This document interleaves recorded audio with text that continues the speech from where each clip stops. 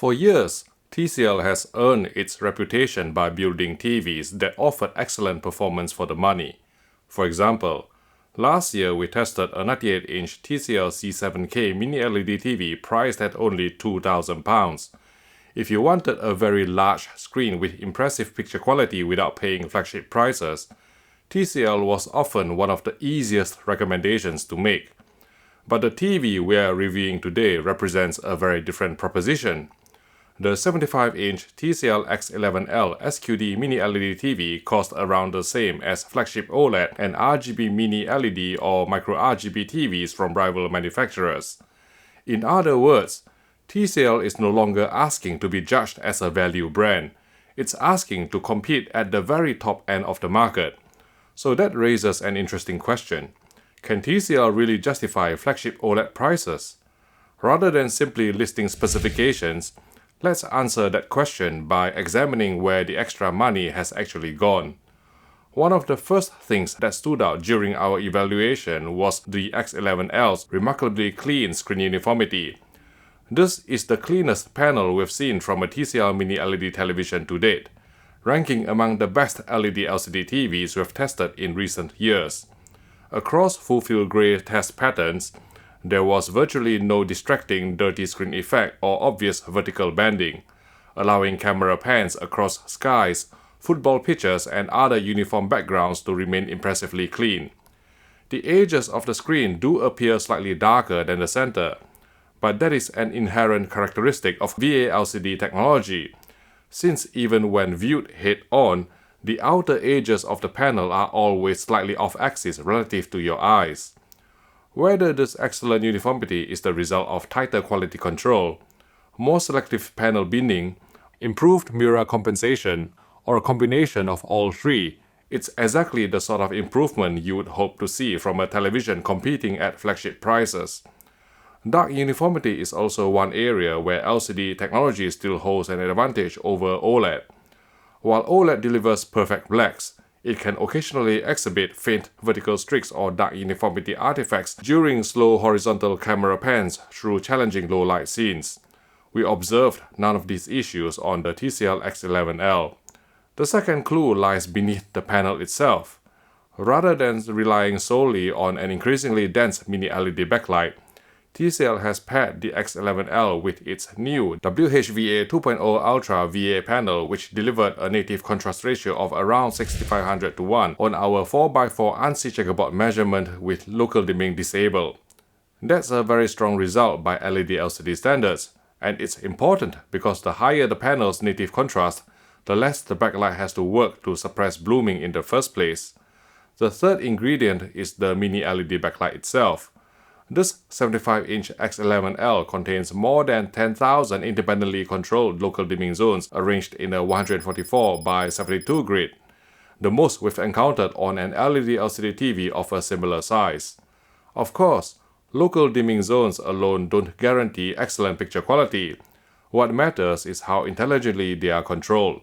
Thankfully, TCL's local dimming implementation on the X11L is the most precise we've seen from the company so far.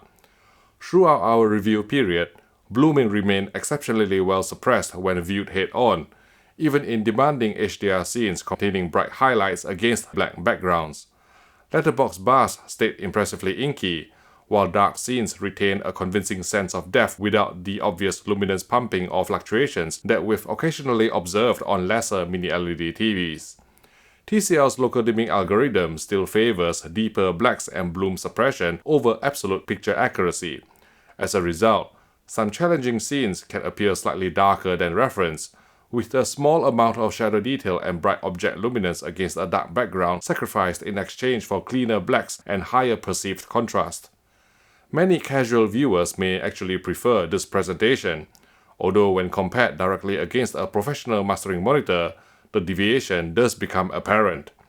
One other issue is that local dimming behavior can still vary depending on the average picture level of the scene, particularly in SDR. The same test pattern measured at different APLs can produce different luminance and gamma measurements, and we also observed this behavior in certain real-world scenes, such as in this sequence from Gravity, where the image appeared a little brighter than reference. Even so, taken as a whole, the X11L delivers the most convincing local dimming performance we've witnessed on a TCL television so far. Now that we've established where some of the flagship price has gone, we begin by evaluating the TCL X11L in its most accurate HDR filmmaker mode, where interestingly the default brightness value is set to 50 out of 100 from factory. At this setting, HDR peak brightness measures under 2800 nits on a 10% window at D65 white point, and more importantly, the HDR10 EOTF undertracks the ST2084 PQ standard, making HDR content appear slightly dimmer than intended. Simply increasing the brightness control to its maximum value of 100 unlocks more than 4400 nits on a 10% window, and over 800 nits full screen, thereby restoring much more accurate PQ tracking. The default peak brightness setting in HDR filmmaker mode is low, and we would actually suggest leaving it there. Selecting either high or boost certainly increases light output, the latter allowing the X11L to exceed an astonishing 9000 nits on a 3% window for a few seconds. But it also significantly overbrightens the HDR EOTF, causing HDR movies to appear brighter than reference while sacrificing highlight accuracy. Likewise, TCL's dynamic tone mapping continues to prioritize overall picture brightness regardless of scene content or mastering level.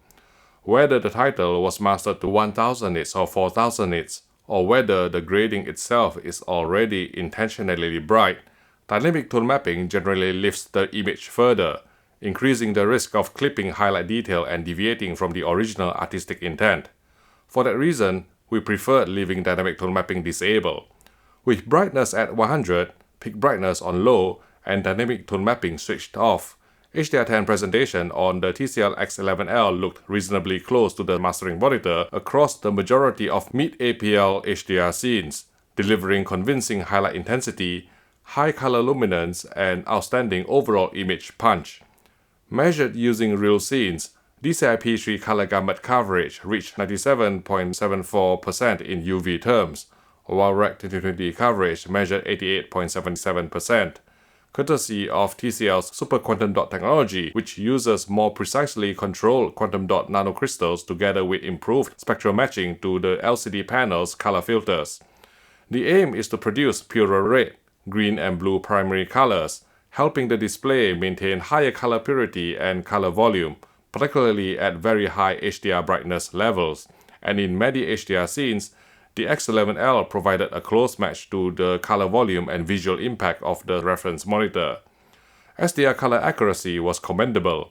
Measured on a 10% window using the challenging Color Checker SG chart containing 140 patches, average error came in at 1.19, with only a handful of color inaccuracies exceeding the humanly perceptible threshold of delta error 3 in moving video content, contributing to natural-looking and cinematic colors in real-world viewing. However, in particularly dark scenes, deep reds appeared desaturated compared to the mastering monitor, perhaps related to the behavior of the Mini LED backlight system at very low luminance levels, where a small amount of blue light leakage subtly alters color saturation. While OLED still retains an inherent advantage in the most challenging dark scenes thanks to pixel-level light control, the TCL's considerably higher sustained full-screen luminance gives it an advantage that even the brightest OLED TVs currently struggle to match in brighter HDR scenes, particularly those with high APL. The TCL X11L also supports virtually every major HDR format you are likely to encounter, including vanilla HDR10, broadcast-friendly HLG, as well as HDR10+ and Dolby Vision dynamic metadata HDR formats, with the latter measuring slightly darker than reference in terms of near-black rendition. Thanks to the integrated MediaTek Pantonic 800 processor, TCL has also confirmed future support for Dolby Vision 2 at the Max tier through a firmware update, providing an additional level of future-proofing. Next, motion.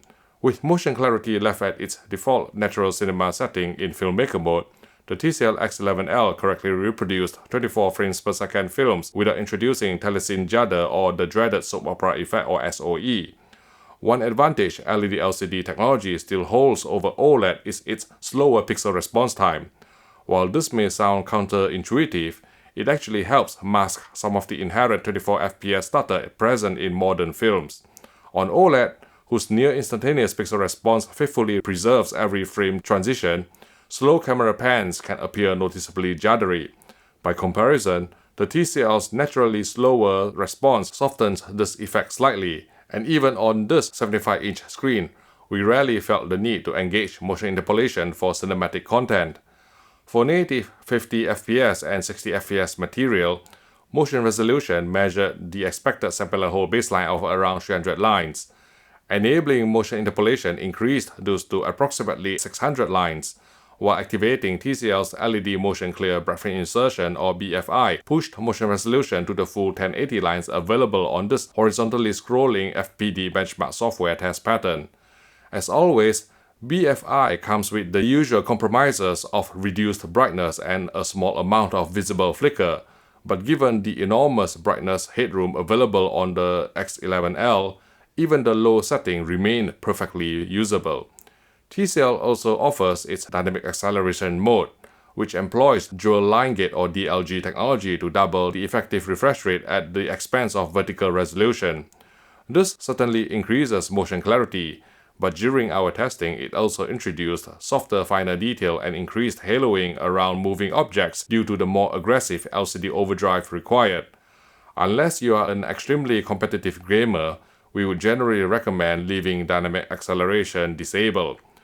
Motion interpolation on 50 fps broadcast material containing mixed edits, such as live television in the UK, occasionally produced small microstutters, so we would still avoid enabling motion smoothing for everyday TV viewing despite the welcome increase in motion resolution during live spot.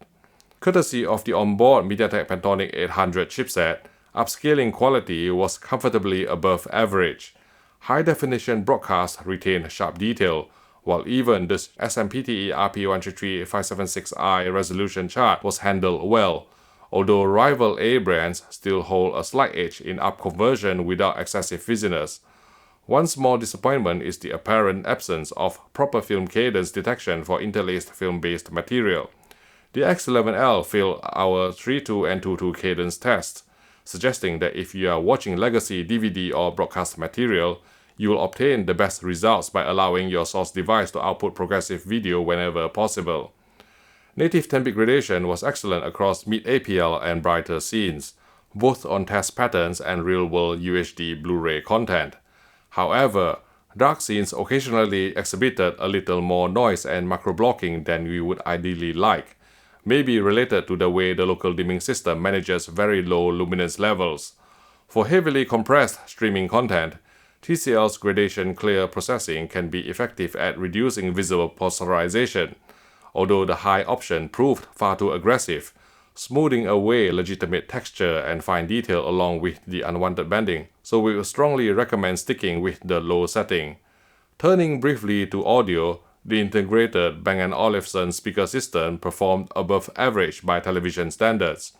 Bass extension was surprisingly deep, and the system could play impressively loudly without obvious distortion.